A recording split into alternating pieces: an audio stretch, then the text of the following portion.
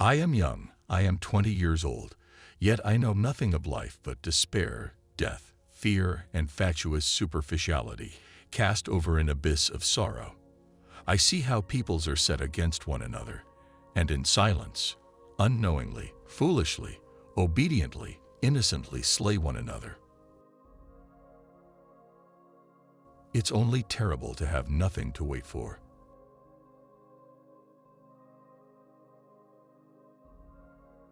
But now, for the first time, I see you are a man like me. I thought of your hand grenades, of your bayonet, of your rifle. Now I see your wife and your face and our fellowship. Forgive me, comrade. We always see it too late. Why do they never tell us that you are poor devils like us, that your mothers are just as anxious as ours, and that we have the same fear of death, and the same dying and the same agony? Forgive me, comrade. How could you be my enemy?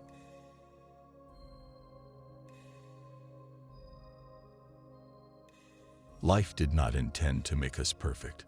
Whoever is perfect belongs in a museum.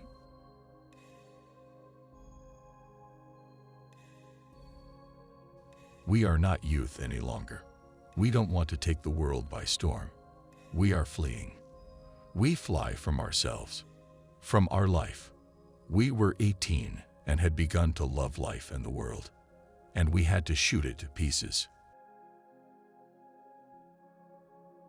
It is very queer that the unhappiness of the world is so often brought on by small men.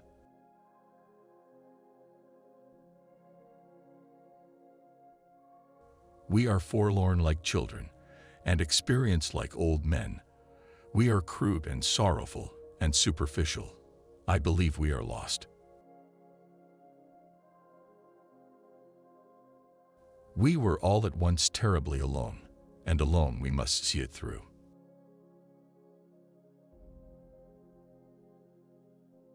I did not want to think so much about her. I wanted to take her as an unexpected, delightful gift that had come and would go again, nothing more. I meant not to give room to the thought that it could ever be more.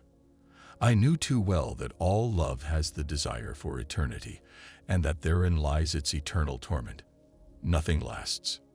Nothing. This book is to be neither an accusation nor a confession, and least of all an adventure, for death is not an adventure to those who stand face to face with it.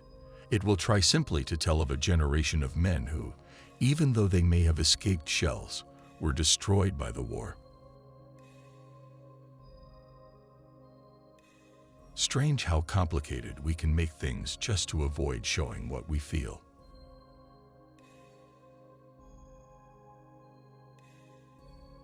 Keep things at arm's length. If you let anything come too near, you want to hold on to it.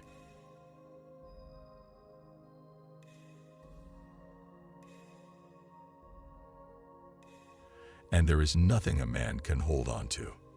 We have so much to say, and we shall never say it. How senseless is everything that can ever be written, done, or thought, when such things are possible. It must be all lies, and of no account when the culture of 1,000 years could not prevent this stream of blood being poured out, these torture chambers in their hundreds of thousands. A hospital alone shows what war is. Life is a disease, brother, and death begins already at birth. Every breath, every heartbeat is a moment of dying, a little shove toward the end.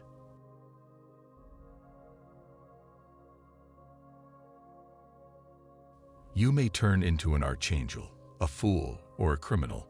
No one will see it. But when a button is missing, everyone sees that.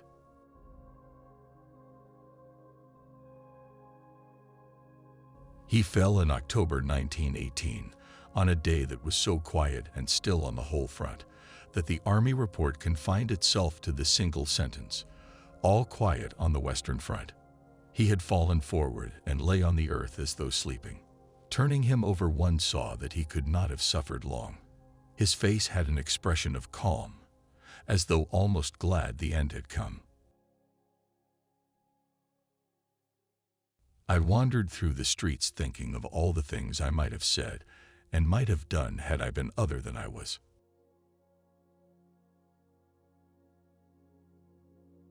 That is the remarkable thing about drinking.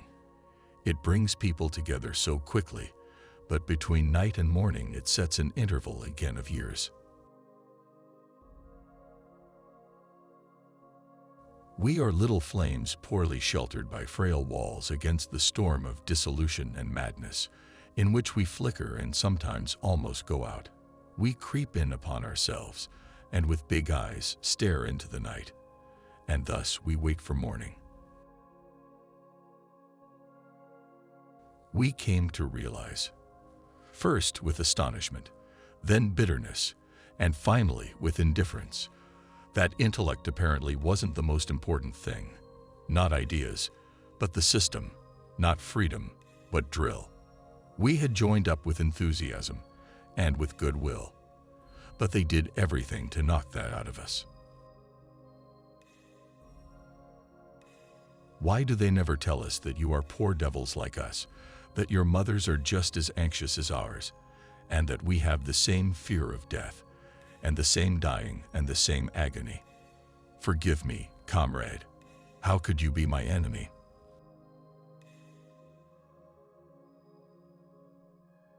To forget is the secret of eternal youth.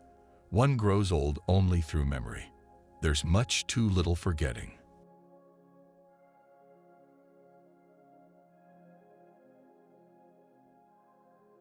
We were 18 and had begun to love life and the world, and we had to shoot it to pieces. The first bomb, the first explosion, burst in our hearts. We are cut off from activity, from striving, from progress. We believe in such things no longer. We believe in the war.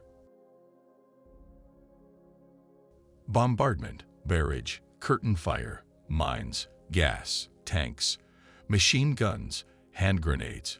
Words, words, but they hold the horror of the world.